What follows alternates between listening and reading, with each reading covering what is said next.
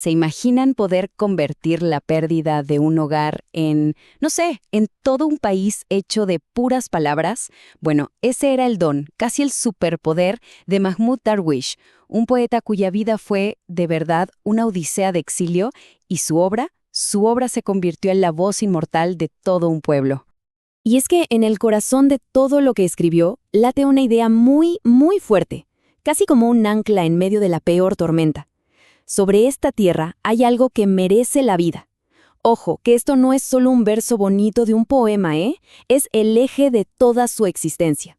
Así que vamos a ver juntos cómo es que él, incluso en la oscuridad más profunda, encontró eso que hacía que la vida valiera la pena. Ok, para entender de verdad lo profunda que es su poesía, tenemos que viajar en el tiempo, a su paraíso perdido. Todo arranca en Albirgua, una pequeña aldea en Galilea. Imagínense su infancia, un paisaje lleno de olivos, de colinas, una vida súper simple, muy conectada con la tierra palestina. Pero claro, ese mundo tan idílico estaba a punto de romperse en 1000 pedazos. El momento clave, el punto de quiebre, llega cuando tenía apenas 7 años. Pensemos un segundo en esa edad. Es una época de juegos, de inocencia total, ¿no? Bueno, para Darwish fue justo el momento en que su niñez se acabó. Así, de golpe, para siempre. Todo pasó en 1948, durante lo que se conoce como la Nakba. Su aldea fue bombardeada, destruida. Y esa noche, esa noche se le quedó grabada a fuego en la memoria. Él mismo lo contó así, con estas palabras. Corrimos por el bosque con las balas persiguiéndonos. Aquella noche puso fin a mi niñez. Su familia tuvo que huir al Líbano, y fue ahí, justamente ahí, donde probó por primera vez el sabor amargo de ser un exiliado.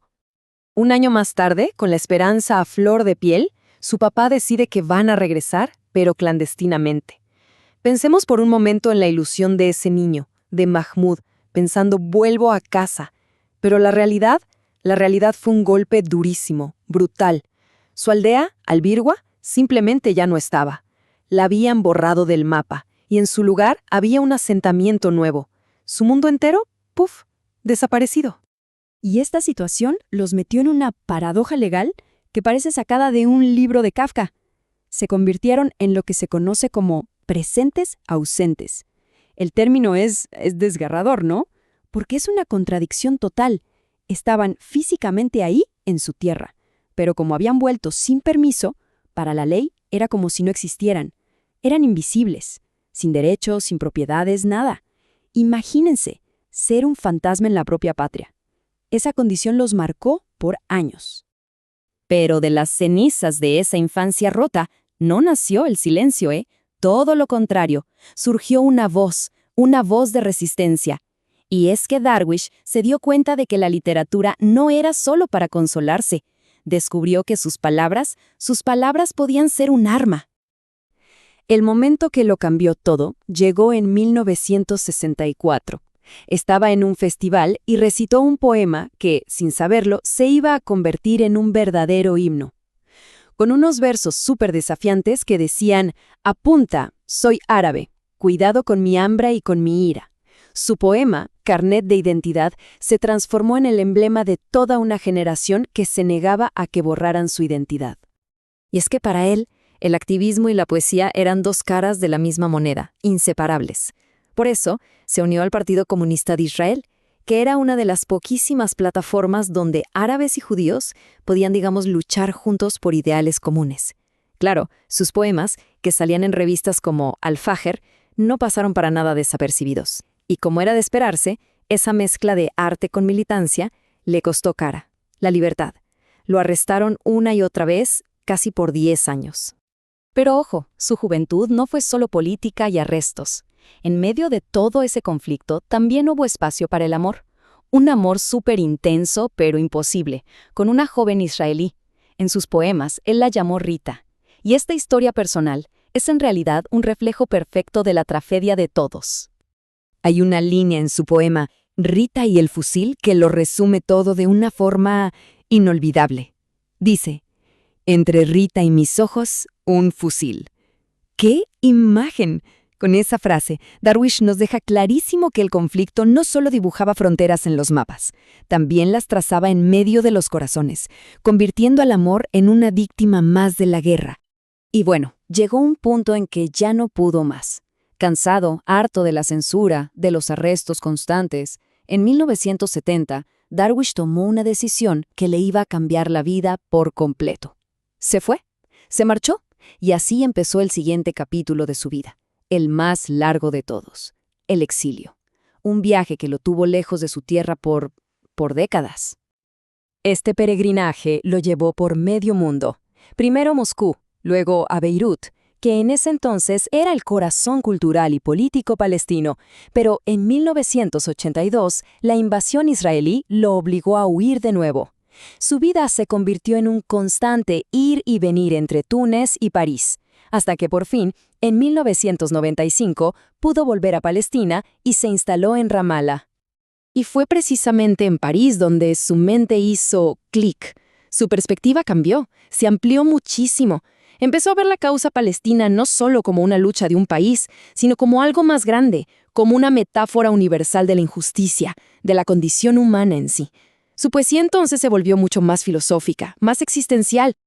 Su compromiso político llegó a su punto más alto cuando se unió al Comité Ejecutivo de la OLP, la Organización para la Liberación de Palestina. De hecho, fue su pluma la que escribió la Declaración de Independencia de Palestina en 1988. Pero, y esto es clave, su lealtad no era con un partido político, sino con sus principios, y por eso en 1993 renunció. Renunció como protesta por los acuerdos de Oslo, porque para él ese pacto no era una paz justa. Ok, después de décadas de andar errante por el mundo, Darwish entra en la última etapa de su vida.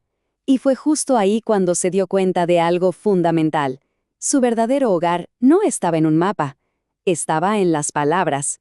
Un hogar que él mismo construyó, basado en la creencia de que, a pesar de todo el dolor, la vida vale la pena. En 1995, imagínense esto. Después de 26 larguísimos años, por fin le dieron permiso para volver y visitar a su madre. Ese reencuentro fue tan potente que de ahí nació uno de sus poemas más queridos. Seguro lo han escuchado. Añoro el pan de mi madre, el café de mi madre. Pero no era solo nostalgia, ¿eh? El poema era en realidad una promesa. La promesa de sobrevivir para no hacerla llorar. Y en ese momento, al verla, por fin la estaba cumpliendo. Pasan los años, él ya está en Ramallah, y la historia, una vez más, lo pone a prueba. Durante la sede israelí del 2002, se encontró atrapado, encerrado, con toque de queda, rodeado de tanques. Y de esa experiencia tan límite, nació una pregunta que resuena con una fuerza increíble hasta hoy. ¿Cómo? ¿Cómo es posible amar la vida cuando se está bajo asedio? Su respuesta, que la dejó escrita en el poema Estado de Sitio, es como un faro de esperanza. Él dice, nosotros amamos la vida siempre que hallamos un camino hacia ella. O sea, lo que nos está diciendo es que amar la vida no es algo pasivo que simplemente te pasa. No, es un acto de resistencia. Es la decisión consciente de buscar y de celebrar la existencia, incluso, y sobre todo, en los momentos más oscuros.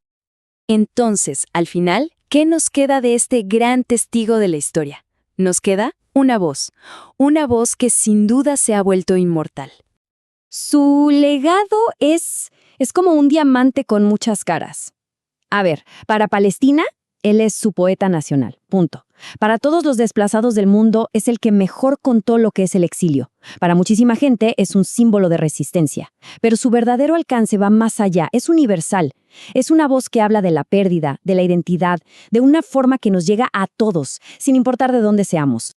Es que su obra fue mucho más que literatura. Cumplió una función cívica importantísima. Piénsenlo así, si no hay un Estado, ¿qué queda? Bueno, la poesía de Darwish se convirtió en una especie de parlamento de la memoria. Cada verso era un testimonio, era una defensa contra el intento de borrarlos culturalmente, era un archivo para que la identidad de su pueblo no se perdiera. Toda la vida de Mahmoud Darwish fue eso, la búsqueda sin descanso de un hogar que le quitaron. Y su viaje nos deja con una pregunta final, una pregunta para reflexionar. Si se pierde una patria, la tierra, lo físico, ¿puede un poeta reconstruirla solo con palabras?